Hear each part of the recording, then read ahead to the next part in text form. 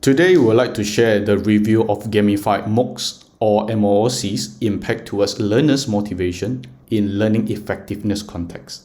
Here is the outline for today's sharing. We're going to cover for the introduction, what is MOOCs, and what is the theoretical basis that we apply for gamification, motivation behavior based on gamification, the analysis, the conclusion, and also the suggestions for future works. So what is MOOC? MOOC stands for Massive Open Online Courses. This e-learning platform or e-learning concept has been applied and available in the market more than 10 years. It's become more popular, especially during this COVID-19 pandemic, due to most of the higher institutes cannot have physical or face-to-face classes. So it allowed the user having the option to choose what subject they like to pursue their study. But for having MOOC as the learning platform, they have some issues such as high dropout rate and low completion rate. So most of students cannot sustain their spirit of learning in this platform. And based on the study, less than 50% of them managed to complete. So researchers suggested using gamification method to engage and motivate users for them to continue study on that particular MOOC platform. Let's look at the three theory. So we're going to focus on the first theory, which is Malone's intrinsic motivation theory. Before I brief about this, I'd like to give everyone an idea. What is intrinsic motivation? Motivation can be divided into two categories. One is extrinsic, one is intrinsic. Extrinsic is the most common method which people get motivated to do particular things because of reward, monetary rewards, or some kind of a appraisal, some kind of a recognition by others. They just want to show off to others. How about those people having the interest? They really have this autonomous. They feel that actually I'm doing this is good for me for long term, perhaps for my career, for my interest, for my study. So they do it by themselves without too much of we so-called stimulus. So that one we refer to intrinsic. So Malone's theories was developed by observing children playing various computer games. So actually it's quite suitable for guiding that selection of the game elements. Some more they are focusing on intrinsic, which is referring to a long-term motivation. To complete a MOOC courses, it's going to take few weeks. So therefore, intrinsic motivation is relevant in this particular context. There are three components under intrinsic motivation under Malone's theory. One is challenge. So it should provide individual a sufficient level, equal opportunity to develop their ability or enhance themselves. Okay? Of course, it has to match with the learning outcomes or objective. Secondly, will be a curiosity. So when users feel that they lack of particular knowledge, they will acquire to know more. So you create that curiosity. Hey, why is this happen? I want to know more about this. So therefore, you will make the user having the interest on that particular subject. Lastly, is about fantasy. Enable learners to meet their emotional needs and experience power or repetition or wealth that cannot be available in real life. So that's why we found some of young adults nowadays, they are kind of addicted to games or computer games or digital games because they want to achieve something which is not available in their real life.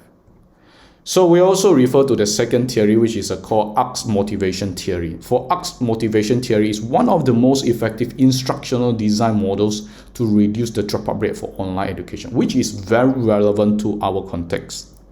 So what does it stand for ARC? First one is attention, relevance, confidence, and satisfaction. So you have to make sure the user, the learners can retain their attention from the beginning until the end. I mean the learning process. When relevance, they feel that actually this type of content is relevant to me. It actually helped me for my career, for my interest. Then they have the interest on it. Confidence. You don't give too much challenge at the very beginning or too complex information where your user will just walk away. So you have to make sure the scaffolding process exists in the gamification design. Lastly is satisfaction. Make sure they enjoy it. Okay, they have that delight experience when they're using that platform. Okay, so the third theory will be flow theory, suggested by famous psychologist Csikszentmihalyi. So what he claims that when people engage to a particular activity, they participate, they were going to have very high concentration. They can remain their attention for a longer period of time. So immersive experience is the best phrase to describe this phenomena. Okay, so this experience have a very positive impact on learning activities, particularly in online learning. So it also helps to explore behaviors and promote the mastery of information technology, which is relevant to our MOOC. There are 9 factors that produce immersive experience, from challenge scale balance, action awareness merging, clear goals, instant feedback, so you don't let your user wait for too long, concentration on the task, they know what they are doing, this is the small quest, and I'm going to complete within a duration. They feel the sense of control. I can choose whatever tools that I like, I can form out by anyone, I'm going to look for any help they want. That is what we so call sense of control. Loss of self-consciousness means that they are in the world, so they totally forget themselves about the time they already spent and etc. Last but not least, autotelic experience as well. So over here, this shows a diagram.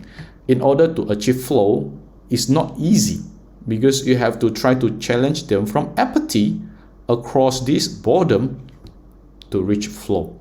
If too much obstacles or too much linear content, user may just walk away. So after we met with these 3 different motivation theory, we found out that challenges and attention is the motivational factors that could trigger immersive experience.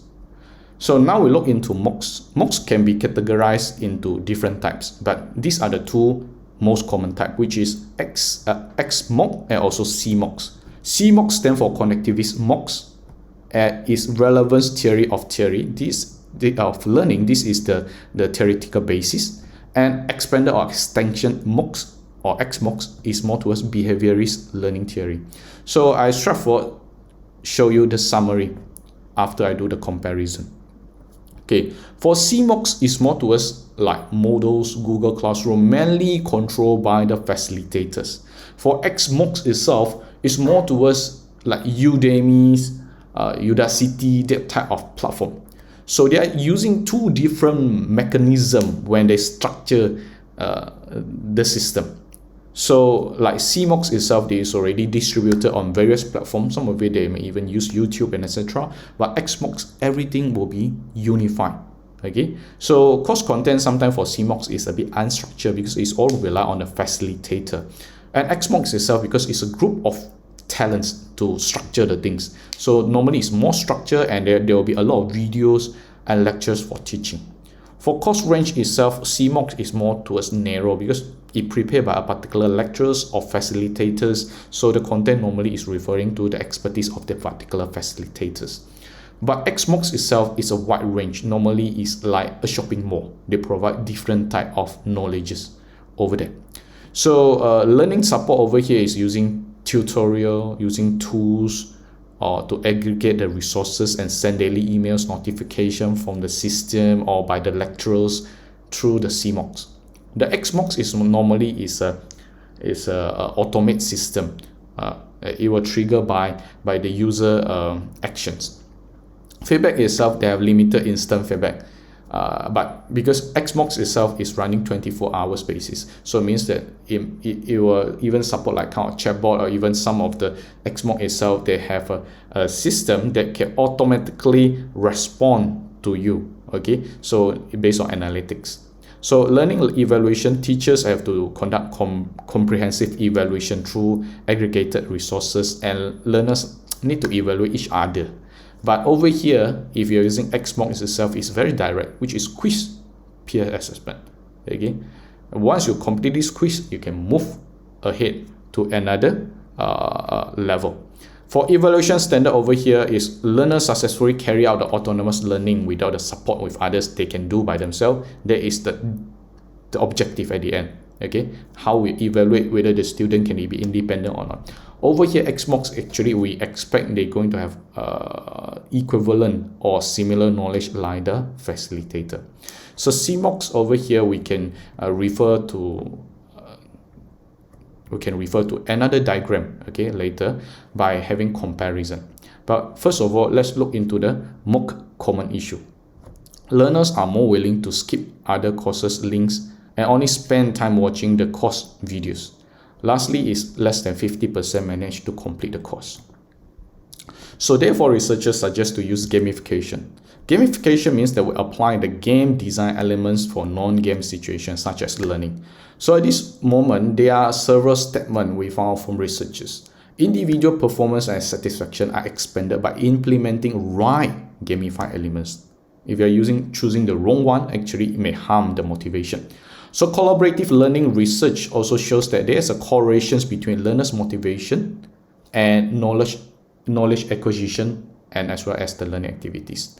So learning motivation is a very important personal factor that affects whether they have the autonomous learning process or not, where the user can have this intrinsic motivation to continue work on these particular courses or module or subject by themselves. So over here, we're going to check whether this gamified design that we apply in MOOCs actually can affect the relationship between motivation and learning effect, and also which motivation factors are actually more conducive to improve learning effects for long term. So gamification method in CMOOCs and also XMOOCs. So we're going to show a table to explain the concept. So gamification components that we refer to here is mainly focused on points, badges, ranking, or leaderboard, the most common one. Gamification motivation mechanism that we use, the common which is emotion, progress, relationships, and etc. So gamification elements are over here. I'd like to make a remark. Based on a certain plugin or extra plugin for certain MOOC platform. Means that originally it doesn't come with this function. After you enable or you install it, it enable it. And the learning material itself normally is embedded into a game platform for certain MOOC platform. Here is the CMOOC gamification. We can see like example Moodle, Google Classroom, Blackboard, and also GamiPress. Some of you may not know what is GamiPress. Actually is a gamification that can install into WordPress. Currently, WordPress is the most common content management system for web designer or web developer to create a website. Okay, so they can integrate with any learning plugin to make it into a CMOOCs. Okay, together applying this GamiPress. So a lot of these are actually they rely on the user plugin. Okay, so you can see this is what they already implement or available. For the star sign, actually it depends on the user setting whether the user want to enable it or not, or they install a particular plugin. For XMOOC itself, you have Coursera, you have EDX, Udacity, Udemy. So at this moment we can see it. The one applied more is Udacity compared to the rest. Okay. So from these two tables and comparison, we found that actually gamification system and they need a very high degree of user communication and interaction, especially if you want user to stay longer. So this communication and interaction method could be categorized as competitive and cooperation. Competitive means competition. So more towards individual. So a particular individual want to stand out from others. They can achieve better. Of course, you also help them to know what is their strength and weakness. For collaboration itself, we allow a bigger group of people work on a particular goal. Okay. So over here, let's do a comparison. So both of it actually bring positive and negative meaning. For competition, it arouse achievement motivation and stimulate individual potential. That let the individuals know their strength and weakness better, also reflect self-worth and promote innovation. Okay, this is very good for those very competitive type of user. Okay, and they also bring some negative effect. So perhaps some of them will very eager thirst to have a quick success, and it may produce unhealthy emotions such as tension and anxiety for others, those are not the competitive type, and it may harm the interest for others. For collaboration type of context itself, they can learn from others and improve efficiency, establish a very good interpersonal communication with the group, and get encouragement and mentorship by others. So the negative side, it will be very dependent.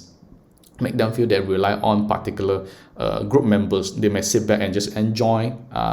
Some of them may taking advantage of reducing the sense of responsibility, thus become laziness, okay, loss of self-motivation somehow. So beside this, we also found challenges in this scope itself. So it has a very positive inherent motivation effect if we provide learner with opportunity to develop the ability, and also enhance the self-efficiency, strengthen the outcome. Of course, you have to make sure your learning outcome match with their level. Okay, so user, perhaps they can choose the level of difficulty when they start, or the system itself are smart enough to identify what level are they, and then adjust accordingly. Attention, so attract and engage during the learning process to arouse interest. It will promote curiosity and increase attention. And this will also enhance them for this sense of participation, and which met with the learning outcomes. So in a nutshell, so competition is a fundamental design element of gamified system. You can't run away, but just like whether you want to emphasize or you want to make it more obvious or not. So if you're doing incorrectly, you will create losing motivation for most of the user. And losing the game sometimes will trigger them to feel that I'm not going to be a success person, which bringing some kind of a bad effect or side factors to them. So over here, we're going to have a collaborations. Put learners in the situation of equal respect, which is good, but I know they're not going to produce too much of anxiety, depression, because they always feel that there are someone there to assist them. But they also actually not making the learners having an idea to simply just giving up after the competition fail. But at least you get encouragement by others, or you can work in a group. So you challenge and you represent as a group. You don't compete among individuals. So competition. So competition is normally often face series of major challenge. It will decline or slow progress on the user. But in certain extent, increasing pressure, it also can stimulate them. Okay, strengthen the perception of challenge. Beside this, competition could make individuals pay more attention on their ability to check whether what strength or weakness are they. For collaboration itself, it cultivates a positive interpersonal relationship, which is good. So collaborative type of game elements are normally through the group members will always prompt you, hey, don't give up, let's continue. Okay, let's work together for a particular goal, and etc. So this is a summary. So if you are more towards on a competitive type of gamification design, you should focus on points, level, leaderboard, and scoring board, which is the typical we so-called extrinsic type of elements. But if you're more towards a collaborative type of gamification design, beside points, levels, leaderboard, you have to do some adjustment. It has to be not going to show the top achiever. Maybe they can just show anyone who is slightly better than you or worse than you. And also the scoring board or leaderboard should base on group. Okay, so they're going to have some help from other members, okay, to get that kind of mentorship or assistance. So conclusion, participating in leaderboard score competition and group collaboration to complete a particular task in this online learning process or MOOC could improve user perception of challenge. They need challenge. If no challenge, they just give up. But how you control a challenge, the level, the spectrum of it is very important. The pressure and tension in competition actually have great impact for user perception challenge performance.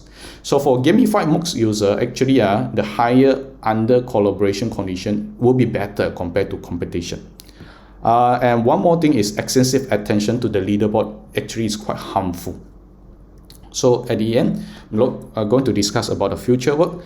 So you can study on the precise mapping for player type and also the influence of the skill level of the peers and competitors. So here's the references, and thank you.